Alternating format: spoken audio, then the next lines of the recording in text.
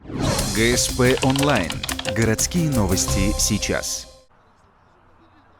В минувшую среду на поле спорткомплекса «Нефтяник» прошла финальная игра Кубка Ухты по большому футболу. К сожалению, это единственное соревнование по этому виду, которые еще сохранились в нашем городе. Как отмечает главный судья, ситуация с играми на большом поле в регионе патовая. Их не проводят уже почти нигде, но наши спортсмены, имея возможность и подходящую площадку, все же стараются ежегодно организовывать и участвовать в Кубке города. Правда, играют в большой футбол в Ухте всего 4 команды. Поэтому, в отличие от других футбольных соревнований, эти проходят в короткие сроки. Было 2 полуфинала.